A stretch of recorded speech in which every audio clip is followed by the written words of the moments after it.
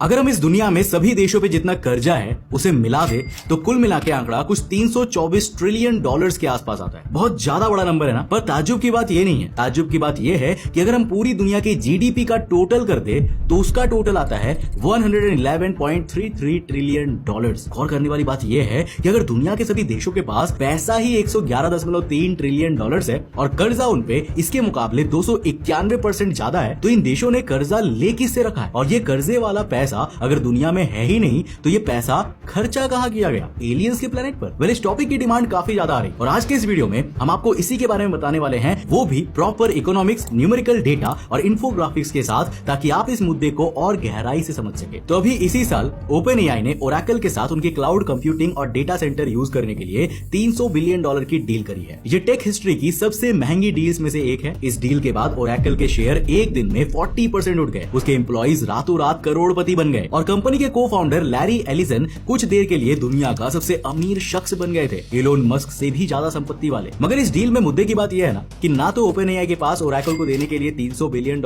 है और ना ही ओरेकल के पास इतना इंफ्रास्ट्रक्चर है कि वो $300 बिलियन का कंप्यूटेशन ओपन एआई को दे सके। वो पैसे जो एग्जिस्ट ही नहीं करते, उनसे वो सर्विस खरीद ली गई जो अभी एग्जिस्ट ही नहीं करती। और डील ने इतना बवाल मचा दिया कि मार्केट आसमान में पहुंच गई और चीजें इन्फ्लेट हो गई। इस छोटे से इंसिडेंट में इस मामले का पूरा सार है जिसे अब हम गहराई से समझेंगे। तो देखो, साल 1944 विश्व युद्ध जब अपने अंतिम चरणों पे था, तब सभी अर्थव्यवस्थाएं बर्बाद हो रही थी। देश ये डिसाइड नहीं कर पा रहे थे और समझ नहीं पा रहे थे कि आखिर इस ग्लोबल इकोनॉमी में उनकी करेंसी से इंटरनेशनल ट्रेड कैसे किया जाए और किस करेंसी का रेट किस देश में कितना होगा, इसे कैसे फिक्स किया जा सके। एक ऐसी वैश्विक अर्थव्यवस्था जिसमें मंदी की वजह से कई मुद्राएं बस कागज के बराबर होने वाली थी, वहां स्टेबिलिटी का सवाल उठाना जायज भी था। इसी के लिए जुलाई 1944 में 44 देश न्यू हैम्पशायर यूएसए के न्यू ब्रेटन शहर में मिले, ये डिसाइड करने के लिए कि विश्व युद्ध के बाद ट्रेड किस तरह काम करेगा। और वहां पर उन्होंने साइन किया ब्रेटन वुड्स एग्रीमेंट। इस एग्रीमेंट में दो खास बातें लिखी। पहली ये कि अब से सभी देशों की करेंसीज की वैल्यू